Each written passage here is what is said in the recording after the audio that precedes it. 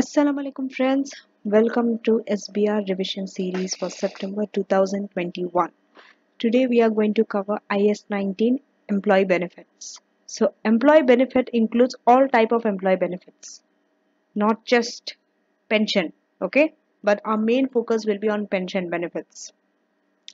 And this is very important because IAS 19 also will come under current issue.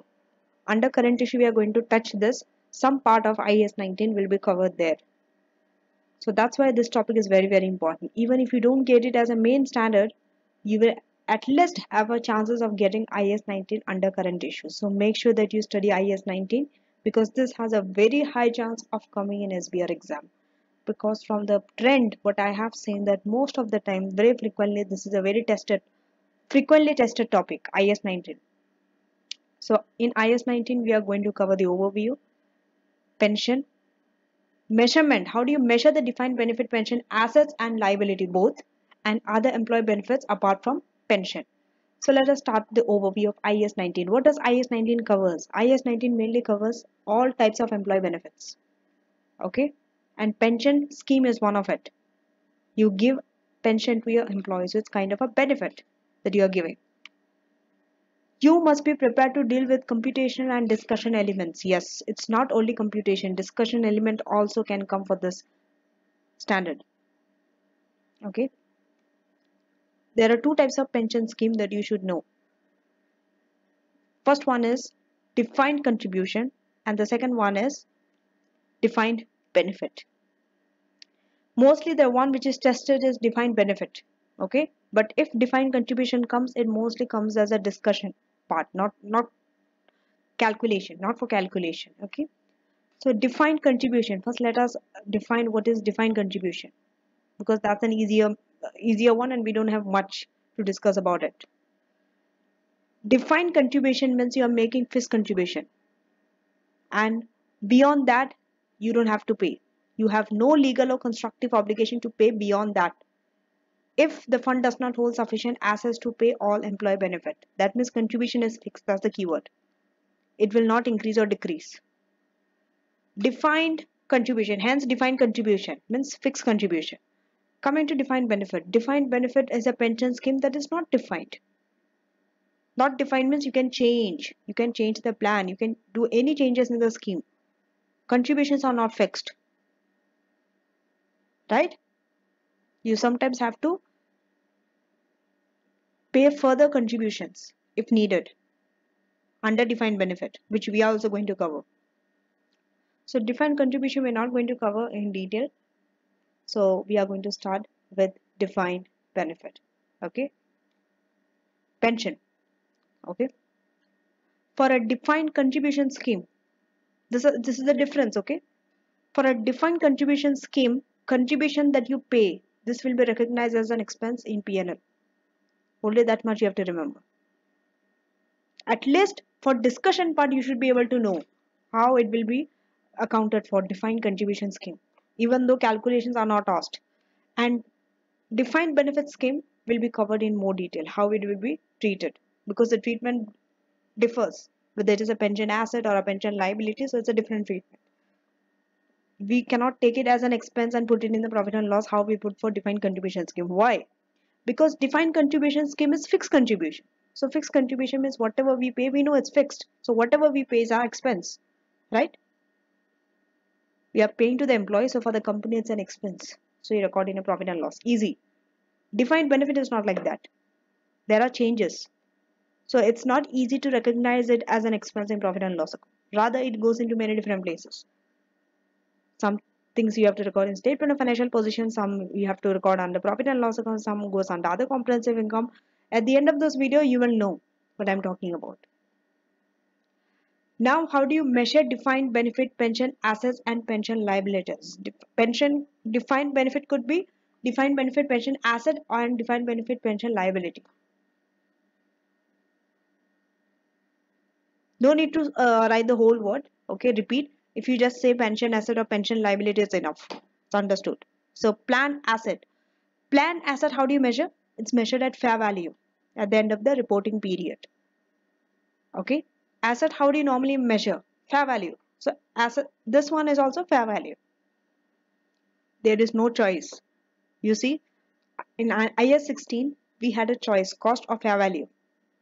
But for pension, the pension asset, or you can say plan asset, anything, whatever it is, it does not change. Okay, it's the same thing, pension asset or plan asset.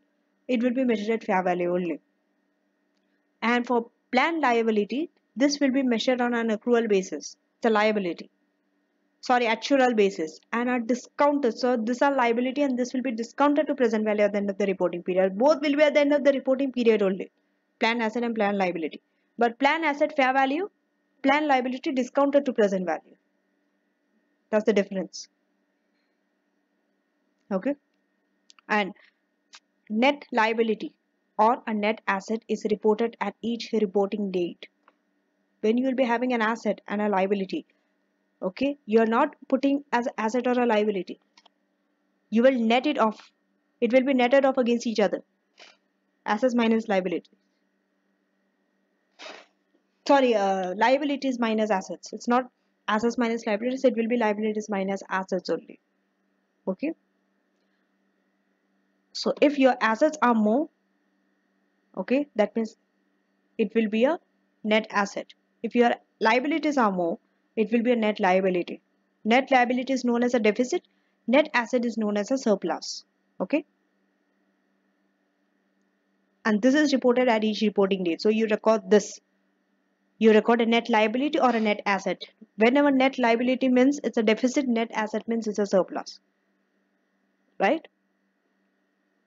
Now, note that where there's a net asset, this is related to net asset only, not about, no, it's not affecting net liability. Asset ceiling test applies. What is asset ceiling test? This asset ceiling test means it restricts the value of your net asset. You just cannot record net asset the whole amount. It restricts. It is restricted. Ceiling, asset ceiling means it's putting a ceiling to the net asset value that you can put in your statement of financial position. Okay.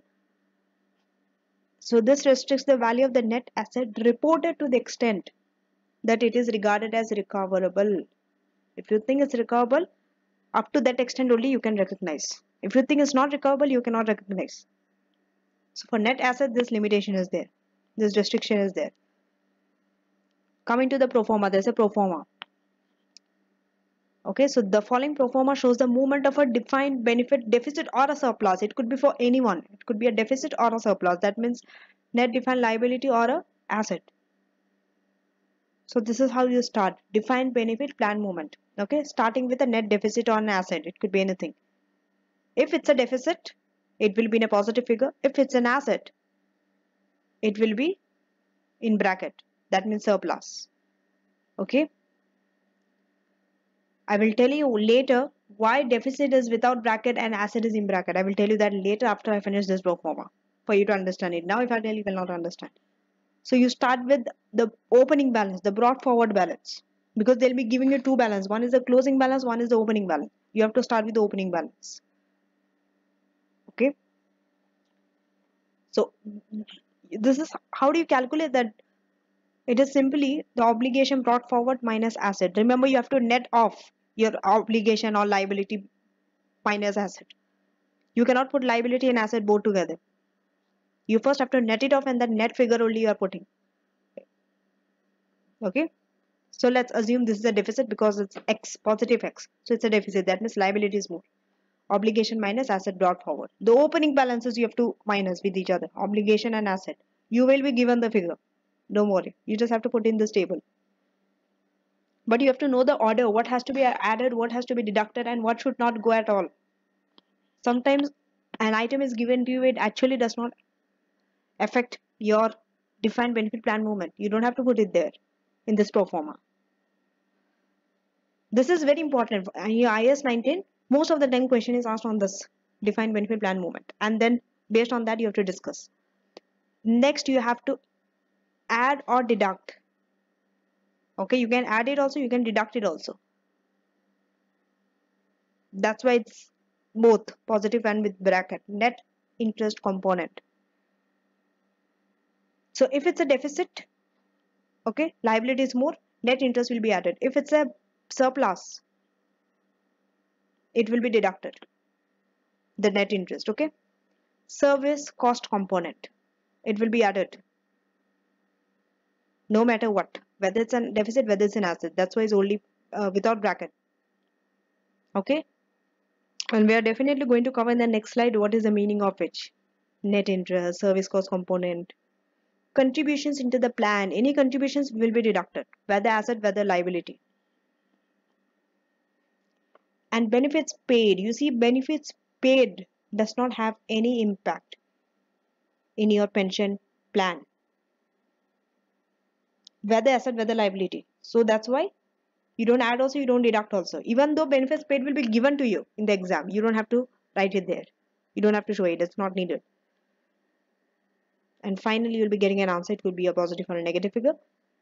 Remember, there's a remeasurement component. Okay, before coming to the remeasurement component is a balancing figure, because you'll be given the closing balance. Closing balance will be given to you, opening balance will be given to you. You do the adjustments in between. Whatever is balance is known as remeasurement component. Okay. For same like how you did for the opening, the closing one also. Here you have to minus the same thing, but closing balance. Closing obligation brought forward minus closing asset brought forward, and you'll be getting a net deficit and a net asset, right? And from your exam skit questions, you can attempt this 3 questions: Hudson, McWay, and Cherry. I think I have done the first and the third question, right? So you can attempt those questions on IAS 19. But don't just limit to this question. There may be some other questions also. You can try those wherever IAS 19 is there. Okay. Now, why deficit is without bracket and asset is with bracket? Because technically we have this habit of writing asset as a positive figure and liability as a negative figure in bracket. Then why here it's different? See, you are recognizing this from the company's point of view, your point of view. For you, it's an expense. Okay. For you, it's an expense, like net interest component, service cost component. You have to deduct all this. Contributions you anyway have to deduct. Service cost you have to add. Service cost is an expense. You have to add. So you cannot add service cost component with an asset. No. But you can add it with a liability, because liability is an obligation, even the expenses. Expenses will increase liability. So if you see the service cost component, it is added. Right? That means it will increase your net deficit more. So to increase that net deficit more, net deficit has to be in positive, because service cost component is also in positive figure. You're adding. That's the reason why net deficit is in positive and asset is with bracket. Because anyway, even if you add the service cost component with a bracket, it will be deducted, because minus and positive. Deducted. Use your calculator and check. Okay. You can put numbers and check yourself. Because this is an expense. You're taking it as an expense. So expense you have to add with the liability. So expenses you are showing as a positive figure. That's why liability, that net deficit is in positive without bracket. And asset is in bracket. Okay. Now definitions. We need to go through some definitions. Number 1, current service cost. What is this current service cost? If you see here in the Proforma, we have service cost. But that service cost is divided into many components. One is current service cost, one is past service cost. You will be given like this only in the exam. Current service cost and past service cost. What is current service cost?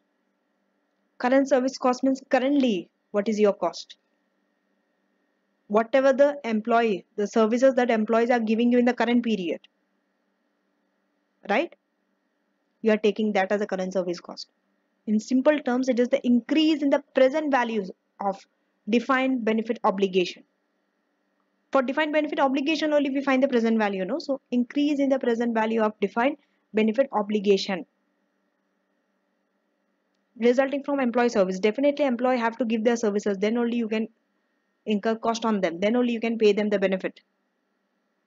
Okay.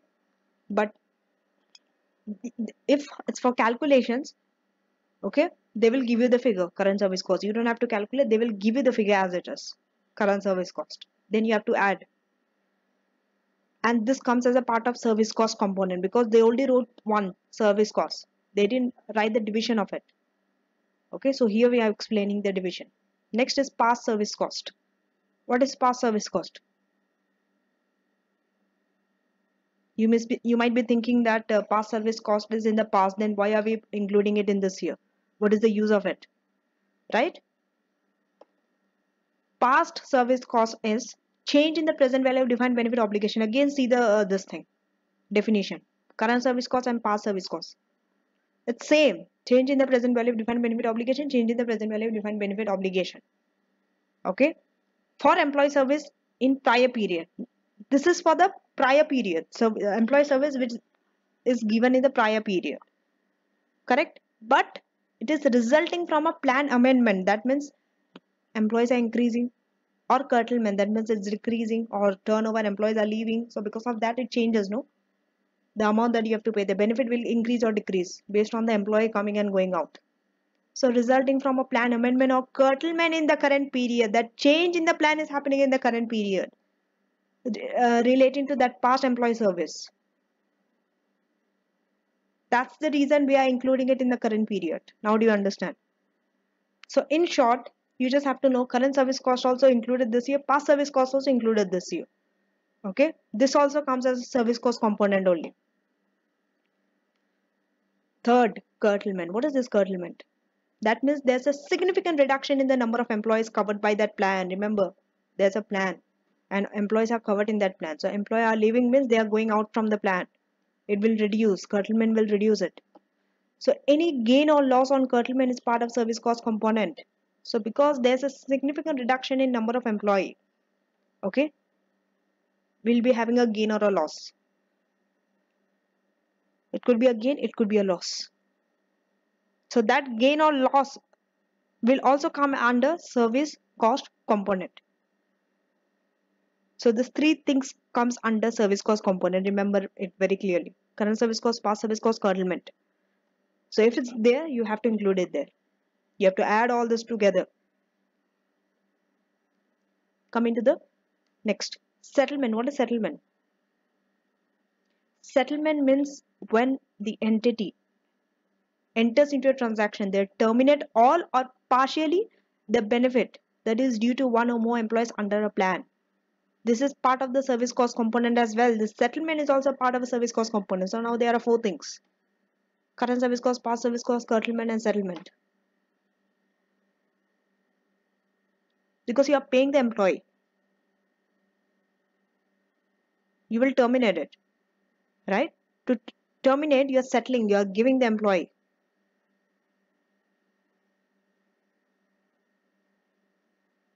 The termination fees. Next, net interest component. Net interest component is charged in both, okay? For plan obligation also, plan asset also. And how is it calculated? By applying the discount rate for the liability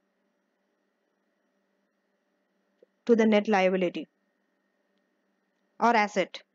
It could be for anything, but that interest is given to you. Normally you don't have to worry so much in order to calculate. That interest will be given to you, that interest rate will be given to you. You just have to apply it on the net liability or asset at the start of the reporting period, not at the end. There is a change in this net interest component part and curtailment. These two areas, there's a change under IAS 19 in your new syllabus. That will be mentioned under current issue. So when I touch on current issue, I will be covering this part there. Okay. Calculated by applying discount rate for the liability at the start of the reporting period. So with that opening, okay, you start add the net interest component. This is charged or credited to profit and loss. Okay. Credited. You add this with your this thing. So now let me take you to this proforma. Just go through this proforma and just check.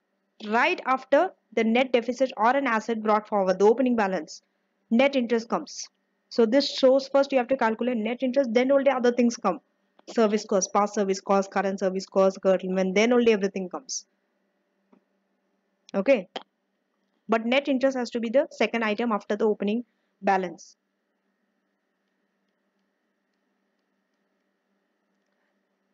And next, the last, remeasurement component. What is this remeasurement component? This remeasurement component arises because there's a difference between your assumptions and what actually happened. Okay, so this remeasurement component, remember, there is no choice under IAS 19. This remeasurement component is taken under other comprehensive income only. Unlike IAS 16, under IAS 16, what happened? We have a choice. Okay, but here we don't have that choice. Straight away, under other comprehensive income only. So, finally, everything we have covered regarding defined benefit pension plan, everything is over. Now, where do we recognize it? In the statement of financial position, in the profit or loss, in other comprehensive income. In these three places, it has an effect. So this defined benefit pension plan, how do we recognize it and where, which place? You need to know this. Sometimes they might tell you to do extracts, or sometimes mostly they tell you to show, discuss, right? For discussion question, they might ask you. So in profit and loss, what goes? Service cost component goes in profit and loss, and net interest. This two component goes under profit and loss. And service cost also has many parts: current service cost, past service cost, curtailment, and settlement. Under other comprehensive income, remeasurement component. And in the statement of financial position, three things goes. One is plan obligation, plan assets, asset ceiling. Asset ceiling. Okay. And now we are over with pension. These are other benefits other than pension. So we have other employee benefits as well. If it's a long-term employee benefit, okay, it is accounted in a similar way to defined benefit pension plan. That means your cost is spread over your service period. You are not recording it as an expense in the current one single period only. Okay. Short-term employee benefit, normal accrual accounting, and cumulating or non-cumulating. You have to see whether your short-term employee benefit is cumulating or non-cumulating. Okay, and then the termination benefit. This is the new which is added. Okay, termination benefit. Recognize when an obligation or when related restructuring costs are recognized. So when an obligation is recognized or any related restructuring costs are recognized, then you have to calculate, you have to recognize this termination benefit. Why termination benefit you have to recognize when related restructuring costs are recognized? What is the link between termination and restructuring? See, whenever the restructuring is taking place or about to take place, or it has already taken place and now there are costs, okay, you are definitely going to terminate the employees. You're definitely going to terminate some employees due to the restructuring. So because of that, when restructuring you have recognized it, okay, you have an obligation to recognize the termination benefit also. You have to recognize it now. That's the reason. Okay. So that's it for IAS 19. Next, we'll be covering IAS 20, short standard, relating to government grants and all, how government grants can be measured and how do you disclose government assistance and all. So till then, thank you for watching and see you in the next video.